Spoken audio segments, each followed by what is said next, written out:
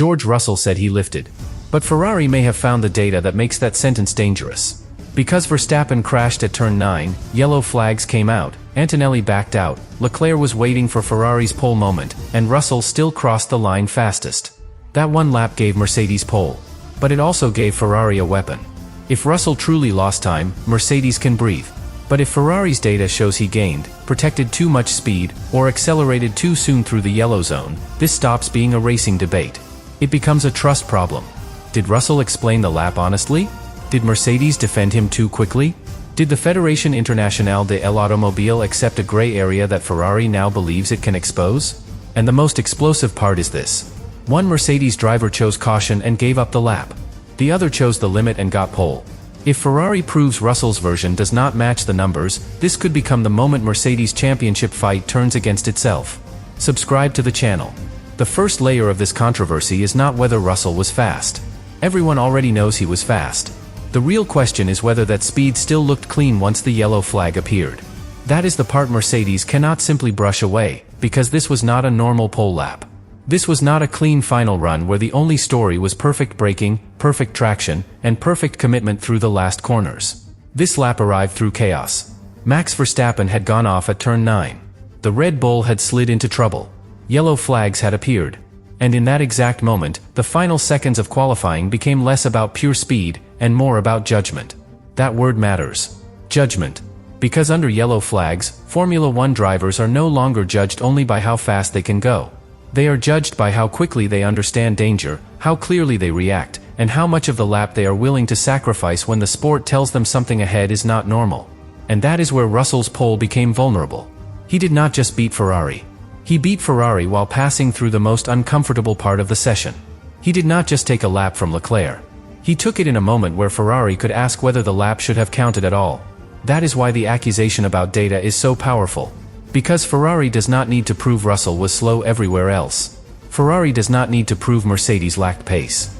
Ferrari does not even need to prove Russell ignored the yellow flag completely. The dangerous question is much narrower. Did Russell gain, or protect too much time, in the yellow flag zone? That is where the whole story lives. Russell's defense depends on one clear idea. He saw the yellow, he lifted, and he lost time. Mercedes can stand behind that because, if the data shows a clear reduction, then the lap has a strong defense under a single yellow flag. But Ferrari's potential attack goes directly at the weak point. Not, did he lift at all? But, did that lift actually cost enough?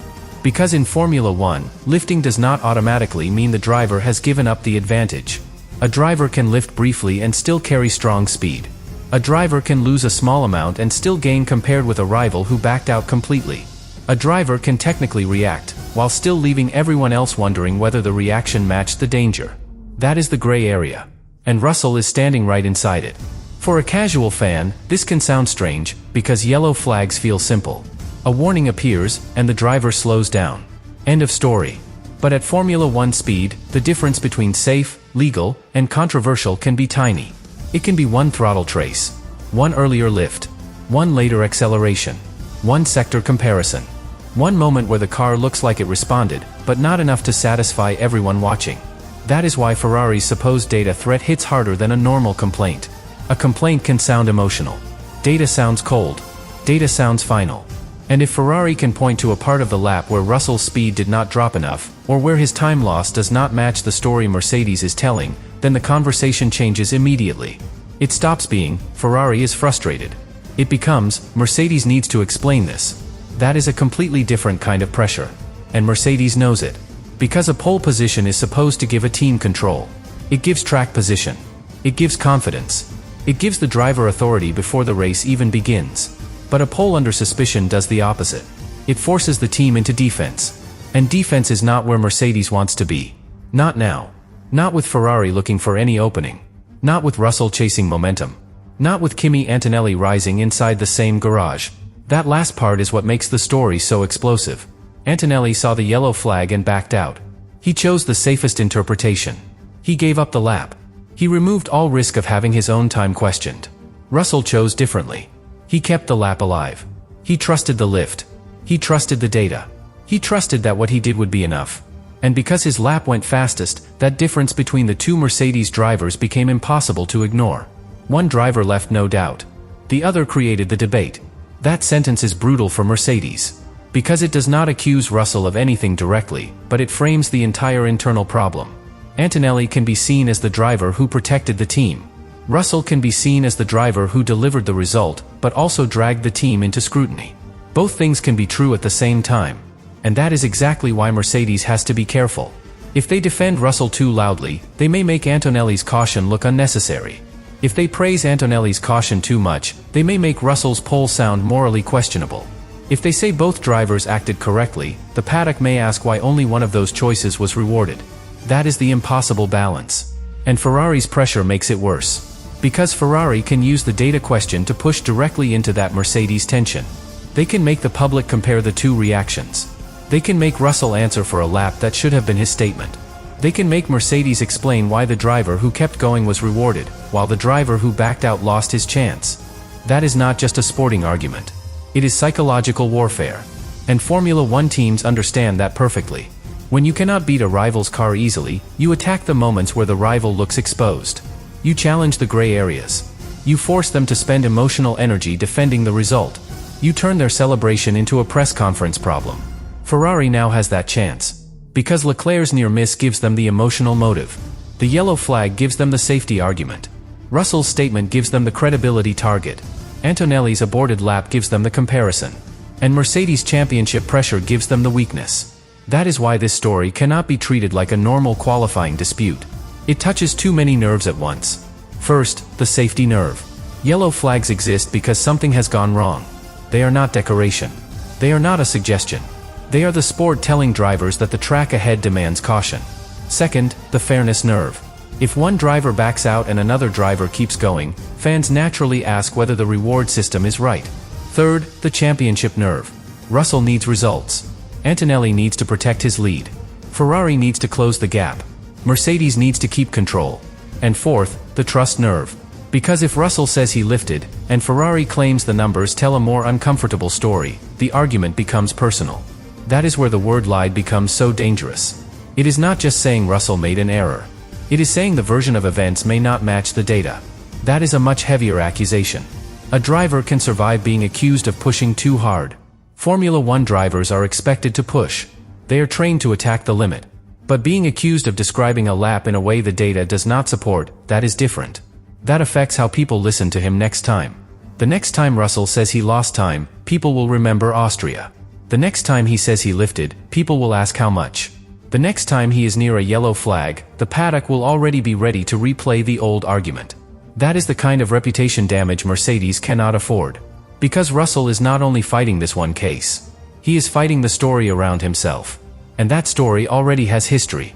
Earlier in his career, Russell was punished for failing to slow sufficiently under double yellow flags.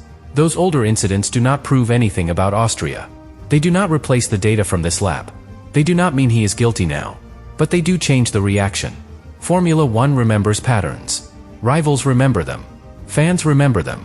And when another yellow flag question appears around the same driver, the controversy grows faster. That is why Mercedes has to shut this down cleanly. Not just officially. Cleanly. There is a big difference. An official answer says the stewards made a decision. A clean answer says the paddock has nowhere left to attack. Right now, Ferrari's data narrative threatens that second answer. It keeps the door open. It suggests there may be a gap between Russell's words and the car's behavior. It keeps Mercedes explaining. And every extra explanation makes the pole feel a little less untouchable. That is exactly what Ferrari wants. Ferrari wants to turn Russell's best moment into Mercedes' most uncomfortable talking point. They want Leclerc's lost pole chance to feel unresolved. They want the Fédération Internationale de l'Automobile under pressure to show consistency. They want Russell under scrutiny. They want Antonelli's safer choice to look more mature by comparison. And above all, they want Mercedes to stop looking calm. Because calm is power in Formula One. A calm team executes. A calm team makes better strategy calls. A calm driver starts better, defends better, and thinks more clearly when the race becomes chaotic. A team under pressure begins to protect itself. It begins to manage narratives. It begins to second-guess how aggressive its drivers should be. That is where Ferrari can gain without changing the timing sheet. Even if Russell keeps pole, Ferrari can still make Mercedes carry the argument. That is the hidden value of the accusation. It does not have to overturn the result to disturb the team. It only has to make the result feel debated. And that is already happening. Because the images are too strong. Verstappen's crash. The yellow flags. Antonelli backing out. Russell crossing the line fastest. Ferrari questioning the fairness. Mercedes defending the lap. That sequence is simple, memorable, and dangerous. It is the kind of sequence that fans repeat because it feels like a contradiction. Danger appeared, but the lap survived. One driver stopped chasing, but another took pole. The stewards may have accepted the answer, but the paddock still wants to understand the question. That is why the next layer matters so much. Because if Ferrari's data claim is only emotional pressure, Mercedes can survive it. They can point back to the official decision. They can say Russell lifted, the lap was reviewed, and the result stands. But if Ferrari's numbers create even a small doubt about the timing of Russell's lift, or the amount of speed he carried, or whether he accelerated too soon after the yellow zone began, then the entire story becomes sharper. Then the debate moves from appearance to evidence. And once evidence enters, everything gets harder to control. Russell's words get compared to the trace. Mercedes' defense gets compared to the sector. Ferrari's frustration gets upgraded into a case. And Antonelli's aborted lap becomes even more powerful, because it shows what total caution looked like in the same team at the same moment. That is why this first block is so important. Before we even reach the deeper evidence, the foundation is already dangerous. The lap was fast. The context was chaotic. The yellow flag was real. The teammate comparison was unavoidable. Ferrari had a reason to feel damaged. Mercedes had a result to protect. And Russell's own explanation became the sentence everyone now wants to test. He lifted. Those two words are supposed to protect him. But if Ferrari can make those two words look incomplete, then the entire pole lap starts to wobble. Not because Russell was not fast, but because in Formula 1, speed under yellow flags is never just speed. It is judgment. It is risk. It is trust. And once trust becomes the question, Mercedes is no longer simply defending a lap. They are defending the driver who said it.